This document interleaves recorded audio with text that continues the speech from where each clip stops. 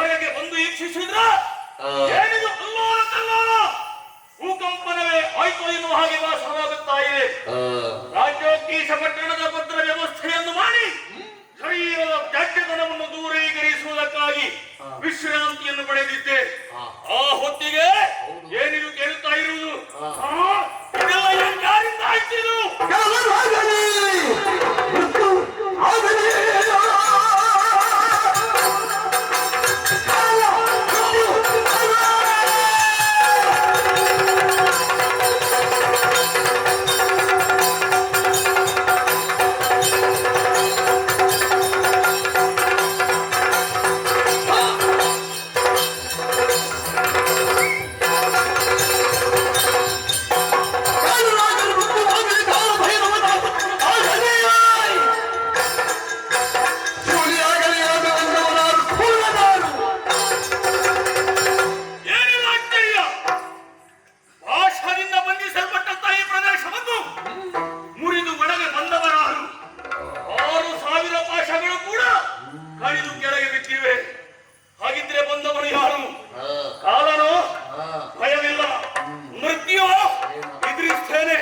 ಕಾಲ ಭೈರವನು ಯಾರೇ ಆಗಲಿ ನೋಡಿಯೇ ಬಿಡುತ್ತಾನೆ.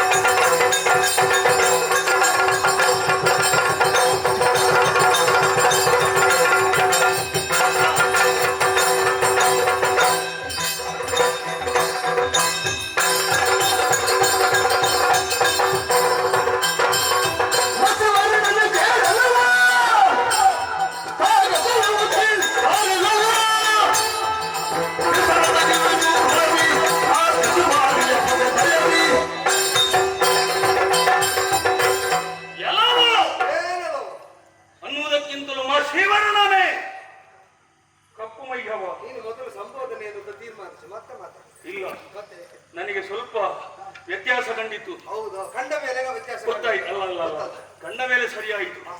ನೀನು ಕಪ್ಪು ಮೈಯವ ಅಂತ. ಅದು ನಿದ್ದೆ ಗಂಡಿನಲ್ಲಿ ಎದ್ದು ಬಂದ್ರೆ ಹಾಗೆ ಆಗ್ತದೆ. ಮಲಗಿದ್ದೆ? ಇಲ್ಲ ಸರಿ ಇದ್ದೆ, ಮಲಗಿದ್ದೆ. ಅದು ಅವನಿಗೆ ನಿನಗಲ್ಲ, ನಿನಗೆ ಹಾಕಿ. ನೀನೆಷ್ಟು ಚಂದ.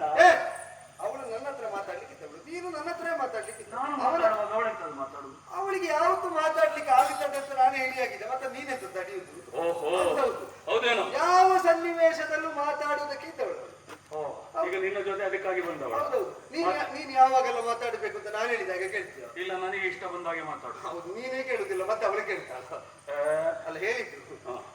ಎಲ್ಲ ಯಾರ ನೀನು? ಎಲ್ಲಿಂದ ಬಂದವ? ಬಂದದ್ದು ಯಾಕೆ? ಅಲ್ಲದೆ ಈ ಮುರ ಪಾಶವನ್ನು ಮುರಿದದ್ದು ಯಾಕೆ ಹೇಳು. ಅಂದ ನೀನು ಮುರಾಸುರ. ನೀನು ಮುರಾಸುರ.